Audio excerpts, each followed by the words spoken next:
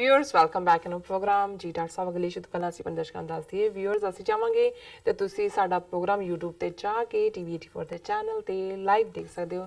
ਸਾਡੇ ਤਿੰਨੋਂ ਪ੍ਰੋਗਰਾਮ ਜਿਹੜੇ ਕਿ 7:30 ਤੋਂ ਲੈ ਕੇ 10 ਵਜੇ ਤੱਕ ਚੱਲਦੇ ਨੇ, ਤੁਸੀਂ YouTube ਤੇ ਜਾ ਕੇ TV 84 ਦੇ ਚੈਨਲ ਤੇ ਦੇਖ ਸਕਦੇ ਹੋ। ਤੁਸੀਂ ਆਪਣੀ ਰਾਏ ਤੇ ਸੁਝਾਅ ਵੀ ਸਾਨੂੰ ਇੱਥੇ ਹੀ ਭੇਜ ਸਕਦੇ ਹੋ। ਔਰ ਅਸੀਂ ਇਹ ਵੀ ਚਾਹਾਂਗੇ ਕਿ ਤੁਸੀਂ ਵੱਧ ਤੋਂ ਵੱਧ TV 84 ਦੇ ਚੈਨਲ ਨੂੰ ਸਬਸਕ੍ਰਾਈਬ ਕਰੋ। Thank you so much. So keep watching TV 84।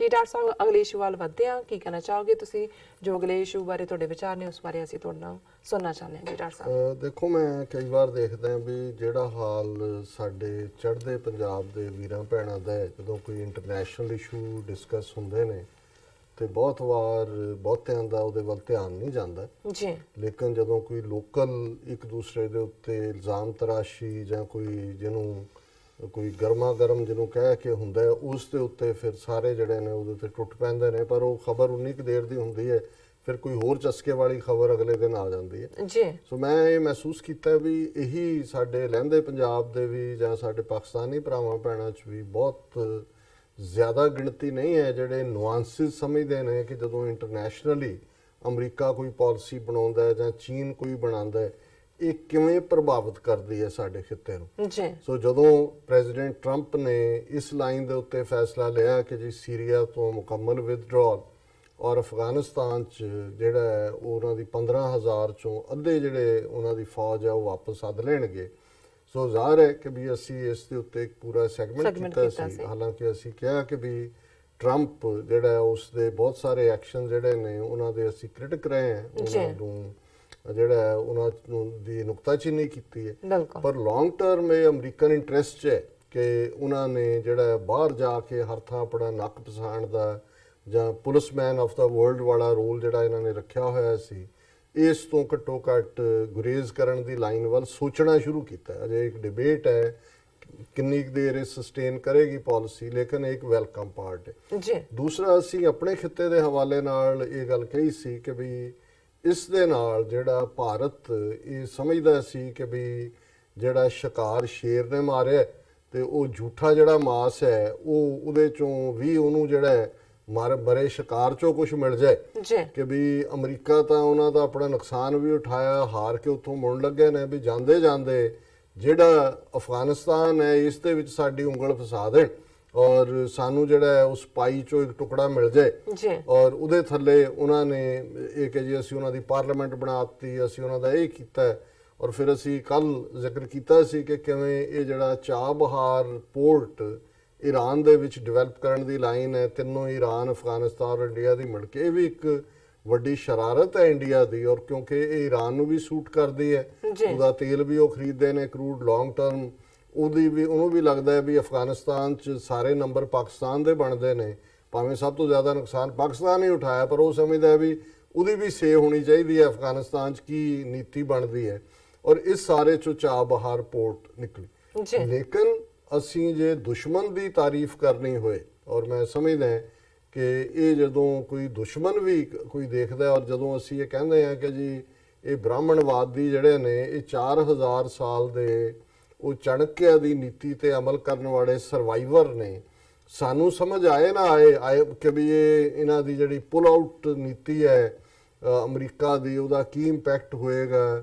ਜਾਂ ਸਿੱਖਾਂ ਨੂੰ ਸਾਡਾ ਤਾਂ ਵੱਡਾ ਹਿੱਸਾ ਜਿਹੜਾ ਉਹ ਬਾਦਲ ਤੇ ਅਮਰਿੰਦਰ ਉਹਨਾਂ ਦੀ ਲੜਾਈ, ਉਹ ਵੀ ਇੱਕ ਏਜੰਸੀਆਂ ਦੀ ਲੜਾਈ ਹੈ ਕਿ ਉਹ ਜਿਹੜੀ ਹੈ ਲੋਮੜੀ ਸੈਂਟਰਲ ਏਜੰਸੀਆਂ, ਦੋ ਬਾਂਦਰ ਜਿਹੜੇ ਨੇ ਬਾਦਲ ਟੱਬਰ ਔਰ ਅਮਰਿੰਦਰ ਟੱਬਰ, ਇੱਕ ਰਜਵਾੜੇ ਔਰ ਇੱਕ ਲੁਟੇਰੇ, ਉਹਨਾਂ ਦੇ ਵਿਚਕਾਰ ਉਹ ਜਿਹੜੀ ਹੈ ਦੌੜ ਲਾ ਕੇ ਰੋਟੀ ਆਪ ਹੀ ਖਾਣੀ ਹੁੰਦੀ ਹੈ। ਮਰਵਾਣੇ ਸਿੱਖੇ ਨੇ ਇਹਨਾਂ ਤੋਂ, ਉਹਨਾਂ ਨੂੰ ਬਹੁਤਿਆਂ ਨੂੰ ਨਹੀਂ ਪਤਾ ਹੁੰਦਾ ਵੀ ਇੱਧਰ ਕੀ ਚੱਲ ਰਿਹਾ ਹੈ। ਤੁਸੀਂ ਕਦੇ ਨਿਊਕਲੀਅਰ ਦੀ ਗੱਲ ਕਰਦੇ ਹੋ ਕਿ ਜੀ ਇਹ ਜੇ ਦੋਨੋਂ ਦੇਸ਼ ਕਦੇ ਭਾਰਤ ਪਾਕਿਸਤਾਨ ਇਹਨਾਂ ਦੀ ਕੋਈ ਟੱਕਰ ਹੋ ਜਾਂਦੀ ਹੈ ਤੇ ਉਹ ਰਵਾਇਤੀ ਹਥਿਆਰਾਂ ਨਾਲ ਨਹੀਂ ਹੋਏਗੀ, ਅਲਟੀਮੇਟਲੀ ਨਿਊਕਲੀਅਰ ਤੱਕ ਹੋਏਗੀ ਔਰ ਸਾਡੀ ਸਿਵਲਾਈਜੇਸ਼ਨ ਦੋਵੇਂ ਪਾਸੇ ਹੋਈ ਔਰ ਸਾਡੇ ਸਾਰੇ ਲੋਕ ਤਬਾਹ ਹੋ ਜਾਣਗੇ, ਕਿਉਂਕਿ ਸਾਡਾ ਕ੍ਰੇਡਲ ਆਫ ਸਿਵਲਾਈਜੇਸ਼ਨ ਹੀ ਦਰਿਆ ਜਮਨਾ ਤੋਂ ਵਾਘਾ ਤੱਕ ਇੱਧਰ ਹੈ, ਦੂਸਰੇ ਪਾਸੇ ਵੀ ਸਾਡੀ ਵਿਰਾਸਤ ਜਿਹੜੀ ਹੈ ਉਸ ਪਾਸੇ ਹੈ। ਲੇਕਿਨ ਇਹ ਵੀ ਮੈਂ ਬਹੁਤ ਵਾਰੀ ਦੇਖਦਾ ਜਦੋਂ ਤੁਸੀਂ ਇਸ ਕਿਸਮ ਦੀ ਵਿਚਾਰ ਚਰਚਾ ਕਰਦੇ ਹੋ ਤੇ ਉਹਦੇ 'ਚ ਕੋਈ ਬਹੁਤੇ ਉਹਦੇ ਟੇਕਰ ਨਹੀਂ ਹੁੰਦੇ, ਉਹ ਇਹ ਬਹੁਤਿਆਂ ਦੇ ਸ਼ਾਇਦ ਉੱਤੋਂ ਦੀ ਲੰਘ ਜਾਂਦਾ ਹੈ ਤੇ ਬਹੁਤਿਆਂ ਦੀ ਦਿਲਚਸਪੀ ਨਹੀਂ। ਲੇਕਿਨ ਮੈਂ ਜਦੋਂ ਦੁਸ਼ਮਣ ਦੀ ਗੱਲ ਕਰ ਰਿਹਾ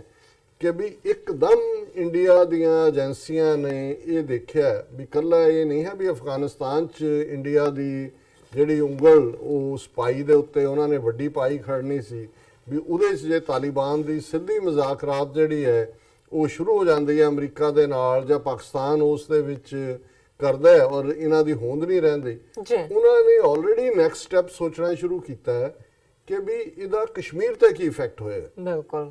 ਔਰ ਨਾਲ ਦੀ ਨਾਲ ਇਹਨਾਂ ਦਾ ਇੱਕ ਆਈਜੀ ਹੈ ਜਿਹੜਾ ਉਹ ਰਿਟਾਇਰ, ਉਹਨੇ ਕੇ ਰਜਿੰਦਰ ਕੁਮਾਰ, ਇੱਕ ਸੈਮੀਨਾਰ ਉਹਨਾਂ ਨੇ ਪੂਨੇ ਦੇ ਵਿੱਚ ਰੱਖਿਆ, ਡੀਜੀਪੀ ਆਈਜੀ ਨੇ, director general police Jammu Kashmir ਦਾ, ਉਹਨਾਂ ਨੇ ਕਲੀਅਰ ਕੱਟ ਰੋਡ ਮੈਪ ਉਹਦੇ 'ਚ ਉਹ ਕਹਿ ਰਿਹਾ ਕਿ ਵੀ ਇਹ ਅਡਾਪਟ ਕਰੋ। ਔਰ ਇਹ ਸੈਮੀਨਾਰ ਜਿਹੜਾ ਸੀ ਲਲਿਤ ਦੱਤਿਆ ਮੈਮੋਰੀਅਲ ਲੈਕਚਰ ਪੂਨੇ ਦੇ ਵਿੱਚ ਸਰਹੱਦ ਆਰਗੇਨਾਈਜੇਸ਼ਨ ਨੇ ਕੀਤਾ ਔਰ ਉਹਦੇ 'ਚ ਜਿਹੜੀ ਗੱਲ ਉਹਨੇ ਕਹੀ, ਕਿਉਂਕਿ ਸਾਰੇ ਹੀ ਡੀਜੀਪੀ ਲੈਵਲ ਦੇ ਇੰਟੈਲੀਜੈਂਸ ਏਜੰਸੀਆਂ ਦੇ ਬੰਦੇ ਨੇ, ਉਹਨਾਂ ਨੇ ਕਿਹਾ ਜੀ ਫਿਕਰ ਵਾਲੀ ਗੱਲ ਇਹ ਹੈ ਕਿ ਇਹ ਜਿਹੜਾ ਅਫਗਾਨਿਸਤਾਨ ਚੋਂ ਪੁੱਲ ਆਊਟ ਹੈ ਅਮਰੀਕਾ ਦਾ, ਇਹ ਜਿਹੜੇ ਕਸ਼ਮੀਰ ਵਾਦੀ 'ਚ ਲੜ ਰਹੇ ਜੁਝਾਰੂ ਨੇ ਉਹਨਾਂ ਦੇ ਹੌਸਲੇ ਬੁਲੰਦ ਕਰੇਗਾ ਔਰ ਉਹਨਾਂ ਨੂੰ ਇਹ ਲੱਗੇਗਾ ਕਿ ਵੀ ਜੇ ਅਮਰੀਕਾ ਵਰਗੀ ਸੁਪਰ ਪਾਵਰ ਨੂੰ ਅਫਗਾਨ ਜਿਹੜੇ ਨੇ ਉਹ ਭਜਾ ਸਕਦੇ ਨੇ ਤੇ ਅਸੀਂ ਵੀ ਇੰਡੀਅਨ ਜਿਹੜੀ ਫੌਜ ਹੈ ਜਾਂ ਇੰਡੀਆ ਦੀ ਹੈਜਮਨੀ ਹੈ, ਗਲਬਾ ਹੈ, ਇਹਨੂੰ ਤੋੜ ਸਕਦੇ ਹਾਂ।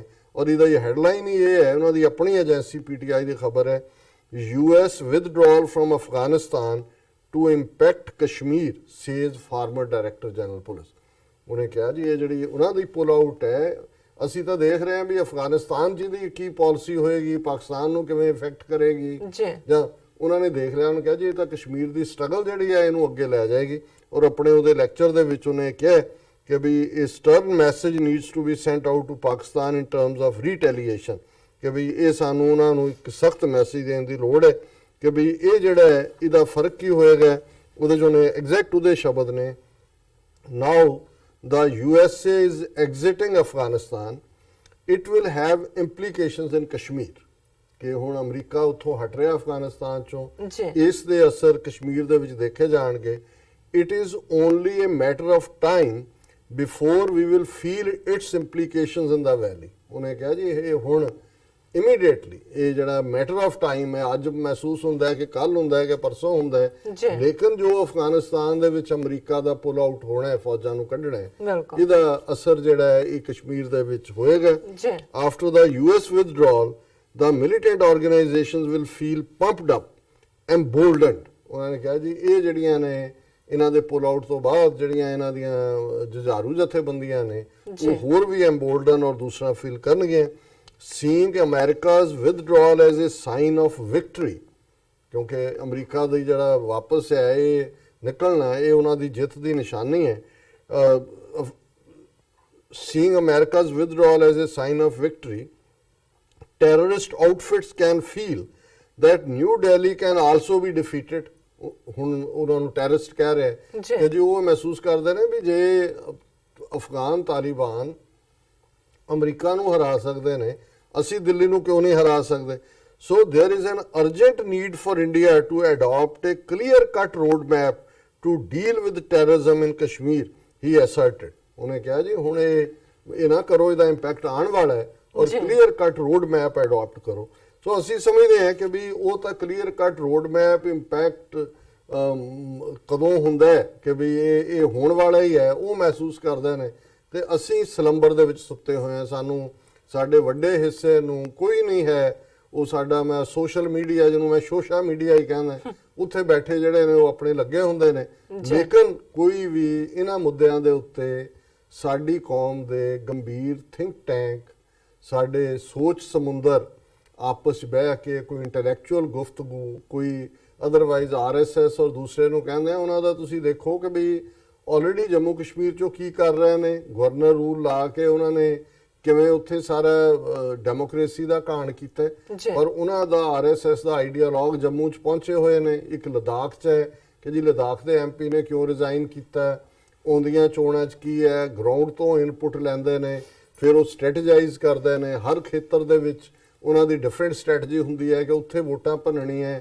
ਜਾਂ ਲੋਕਾਂ ਤੇ ਜ਼ਬਰ ਕਰਨਾ ਹੈ, ਕੀ ਕੀਤਾ ਜਾਏ। ਹੁਣ ਇੱਕ ਪਾਸੇ ਉਹ ਕਸ਼ਮੀਰ ਦੇ ਵਿੱਚ ਕਸ਼ਮੀਰ ਸਪੈਸੀਫਿਕ ਲਾਈਨ ਲੈਣਗੇ, ਦੂਜੇ ਪਾਸੇ ਅਸੀਂ ਦੇਖ ਰਹੇ ਕਿ ਵੀ ਹੁਣ ਉਹਨਾਂ ਨੇ ਜਿਵੇਂ ਨੋਇਡਾ ਦੇ ਵਿੱਚ UP ਦੇ ਆਦਿੱਤਿਆਨਾਥ ਨੂੰ ਛੱਡਿਆ ਵੀ ਤੂੰ ਮੁਸਲਮਾਨਾਂ ਦੀ ਬੈਸ਼ਿੰਗ ਕਰ ਪੂਰੀ। ਜੀ। ਔਰ ਹੁਣ ਈਵਨ ਨੋਇਡਾ ਦਾ ਇੱਕ SHO, ਕਿਉਂਕਿ ਨੋਇਡਾ 'ਚ ਬਹੁਤ ਸਾਰੀਆਂ IT ਕੰਪਨੀਆਂ ਨੇ, ਉਹਨਾਂ ਨੂੰ ਔਰ ਜ਼ਾਹਰ ਹੈ ਕਿ ਜਿਹੜੀ ਨਮਾਜ਼ ਹੁੰਦੀ ਹੈ ਜੁਮੇ ਦੀ, ਉਹ ਪਬਲਿਕ ਪਲੇਸ ਤੇ ਵੀ ਜਿਹੜੀ ਹੈ ਪਾਰਕਾਂ ਜਾਂ ਜਿਹੜੇ ਕੰਪਨੀਆਂ 'ਚ ਕੰਮ ਕਰਨ ਵਾਲੇ ਨੇ ਵੱਡੀ ਗਿਣਤੀ 'ਚ, ਉਹ ਜਿੱਥੇ ਥਾਂ ਮਿਲਦੀ ਹੈ ਖੁੱਲੀ ਪੜ੍ਹਦੇ ਨੇ। ਉਹਨੇ ਆਰਡਰ ਕੱਢ ਦਿੱਤਾ ਜੀ ਕੋਈ ਨਮਾਜ਼ ਨਹੀਂ ਪੜ੍ਹ ਸਕਦਾ ਬਾਹਰ ਪਾਰਕਾਂ 'ਚ। ਕੰਪਨੀਆਂ ਨੂੰ ਕਹਿ ਦਿੱਤਾ ਕਿ ਤੁਹਾਨੂੰ ਫਾਈਨ ਕੀਤਾ ਜਾਏਗਾ। ਔਰ ਉਹਨਾਂ ਦੇ ਜਿਹੜੇ ਸੀਨੀਅਰ ਅਫਸਰ ਨੇ, SP ਦੂਜੇ ਤੀਜੇ, ਉਹ ਸਾਰੇ ਕਹਿ ਰਹੇ ਨੇ ਜੀ ਬਿਲਕੁਲ ਇਹ ਜਿਹੜੇ ਪਬਲਿਕ ਪਲੇਸਿਸ ਨੇ ਇਹ ਕੋਈ ਨਮਾਜ਼ ਪੜ੍ਹਨ ਲਈ ਥੋੜੀ ਨੇ, ਆਪਣੇ ਘਰ ਜਾ ਕੇ ਪੜ੍ਹੋ। ਸੋ ਇਹੀ ਪਾਲਿਸੀ ਉਹਨਾਂ ਨੇ ਪਹਿਲਾਂ ਹਰਿਆਣੇ 'ਚ ਜਿਹੜਾ ਗੁੜਗਾਵਾਂ ਦੇ ਵਿੱਚ ਕੀਤੀ। ਸੋ ਉਹ ਆਪਣੇ ਕੰਮ ਲੱਗੇ ਹੋਏ ਨੇ ਉਧਰ, ਜਿਹੜਾ ਕਿਉਂਕਿ UP ਦੇ ਵਿੱਚ ਆਦਿੱਤਿਆਨਾਥ ਔਰ ਉਹਦੇ ਥੱਲੇ ਉਹ ਐਂਟਾਈ ਇਸਲਾਮ ਲਾਈਨ, ਐਂਟਾਈ ਮੁਸਲਿਮ ਲਾਈਨ ਨੂੰ ਅਡਾਪਟ ਕੀਤਾ ਹੈ ਉਹਨਾਂ ਨੇ।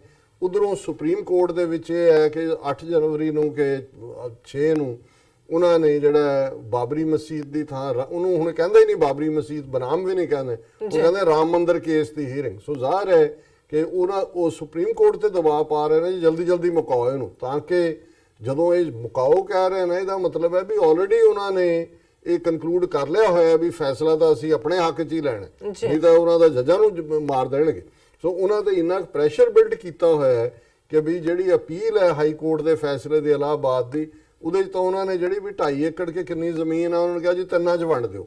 ਇੱਕ ਜਿਹੜਾ ਉਹਨਾਂ ਦਾ ਨਿਰਮੋਹੀ ਅਖਾੜਾ ਹੈ, ਇੱਕ ਜਿਹੜਾ ਔਕਾਫ ਬੋਰਡ ਹੈ, ਔਰ ਦੂਸਰਾ ਜਿਹੜਾ ਰਾਮ ਲੱਲਾ ਮੰਦਿਰ ਵਾਲੇ ਕਿ ਕੌਣ ਨੇ, ਇਹਨਾਂ 'ਚ ਵੰਡ ਦਿਓ। ਹੁਣ ਫੈਸਲਾ ਇਹਦੇ ਤੇ ਹੋਣਾ, ਲੇਕਿਨ ਉਹ ਇਹ ਕਹਿ ਰਹੇ ਨੇ ਕਿ ਜੀ ਫੈਸਲਾ ਆਪਣਾ ਦਬਾ-ਦਬ ਸੁਣਾਓ ਤੇ ਕੰਮ ਨੂੰ ਮੁਕਾਓ। ਸੋ ਇੱਕ ਪਾਸੇ ਇਹ ਸਾਰਾ ਮਾਹੌਲ ਜੇ ਨਸੀਰੁਦੀਨ ਸ਼ਾਹ ਨੇ ਇਹ ਕਹਿ ਹੀ ਦਿੱਤਾ ਕਿ ਭਾਈ ਜੋ ਮਾਹੌਲ ਬਣ ਗਿਆ ਹੈ ਇਹ ਮੈਨੂੰ ਤਾਂ ਆਪਣੇ ਬੱਚਿਆਂ ਦੇ ਫਿਊਚਰ ਦਾ, ਅਸੀਂ ਤਾਂ ਆਪਣੇ ਬੱਚਿਆਂ ਨੂੰ ਕੋਈ ਮਜ਼ਹਬ ਦੀ ਤਰਬੀਅਤ ਨਹੀਂ ਦਿੱਤੀ ਵੀ ਅਸੀਂ ਤਾਂ ਨਾਸਤਕ ਹੈ, ਤੇ ਉਹਨਾਂ ਨੂੰ ਕਾਹਨੂੰ ਭੀੜ ਘੇਰ ਕੇ ਪੁੱਛ ਲਏਗੀ ਵੀ ਕੀ ਹੈ ਤੇ ਉਹ ਕੀ ਕਰਨਗੇ।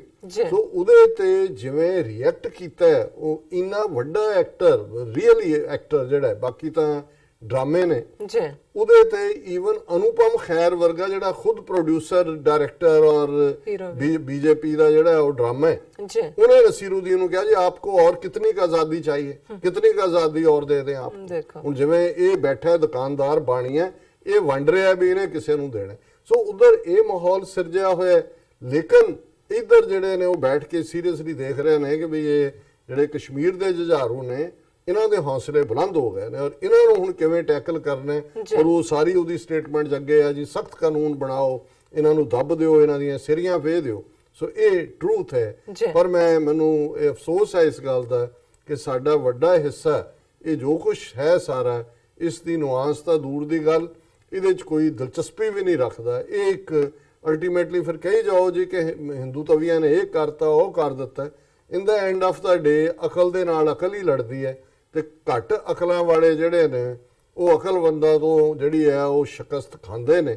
ਇਸ ਬਾਰੇ ਕੋਈ ਭੁਲੇਖਾ ਨਹੀਂ ਹੋਣਾ ਚਾਹੀਦਾ। ਬਿਲਕੁਲ ਡਾਕਟਰ ਸਾਹਿਬ, ਥੱਲੇ ਨੇ ਬ੍ਰੇਕ ਤੋਂ ਪਹਿਲਾਂ ਅਸੀਂ ਦਰਸ਼ਕਾਂ ਦੇ ਸਰੋਤਿਆਂ ਨੂੰ ਫੇਰ ਦੁਬਾਰਾ ਅਪੀਲ ਤੇ ਬੇਨਤੀ ਕਰਦੀ ਹੈ ਵਿਊਅਰਸ, ਜਿਸ ਤਰ੍ਹਾਂ ਕਿ ਤੁਸੀਂ ਜਾਣਦੇ ਹੋ ਕਿ TV84 ਮਨੁੱਖੀ ਹੱਕਾਂ ਦਾ ਪਹਿਰੇਦਾਰ ਹੈ। TV84 ਸਿੱਖਾਂ, ਕਸ਼ਮੀਰੀਆਂ ਤੇ ਭਾਰਤੀਆਂ ਨੌਰਥ ਈਸਟ ਸਟੇਟਾਂ ਦੇ ਲੋਕਾਂ ਦੇ ਸਵੈ ਨਿਰਣੇ ਦੇ ਹੱਕਾਂ ਦਾ ਹਾਮੀ ਹੈ। ਅਸੀਂ ਚਾਹਾਂਗੇ ਕਿ ਤੁਸੀਂ TV84 ਦੀ ਵੱਧ ਤੋਂ ਵੱਧ ਮਾਈਕ ਸਹਾਇਤਾ ਕਰੋ। ਤੁਸੀਂ ਆਪਣੀ ਮਾਈਕ ਸਹਾਇਤਾ ਸਾਡੀ ਵੈਬਸਾਈਟ TV84.tv ਤੇ ਜਾ ਕੇ ਪੇਪਲ ਦੀ ਵਰਤੋਂ ਕਰਕੇ ਵਨ ਟਾਈਮ ਡੋਨੇਟ ਕਰ ਸਕਦੇ ਹੋ, ਮੰਥਲੀ ਡੋਨੇਟ ਵੀ ਕਰ ਸਕਦੇ ਹੋ। ਤੁਸੀਂ TV84 ਦੇ ਨਾਮ ਤੇ ਚੈੱਕ ਬਣਾ ਕੇ ਸਾਨੂੰ ਮੇਲ ਵੀ ਕਰ ਸਕਦੇ ਹੋ ਸਾਡੇ ਇਸ ਪਤੇ ਤੇ 36-01 37th ਐਵਨਿਊ, ਲੌਂਗ ਆਈਲੈਂਡ ਸਿਟੀ, ਨਿਊਯਾਰਕ 11101 USA, ਜਾਂ ਫਿਰ ਤੁਸੀਂ ਸਾਨੂੰ ਫੋਨ ਰਾਹੀਂ ਵੀ ਸੰਪਰਕ ਕਰ ਸਕਦੇ ਹੋ ਸਾਡੇ ਫੋਨ ਨੰਬਰ ਤੇ 5164060694। Thank you so much. ਵੀ ਦੱਸਦੀ ਜੋ ਸਾਡੇ ਪ੍ਰੋਗਰਾਮ ਦਾ ਸਮਾਂ ਹੈ ਉਹ 7:30 ਤੋਂ ਲੈ ਕੇ 9 ਵਜੇ ਤੱਕ ਹੈ। ਸੋ ਕੀਪ ਵਾਚਿੰਗ TV84। ਮਿਲਦੇ ਹਾਂ ਛੋਟੇ ਜਿਹੇ ਬ੍ਰੇਕ ਤੋਂ ਬਾਅਦ।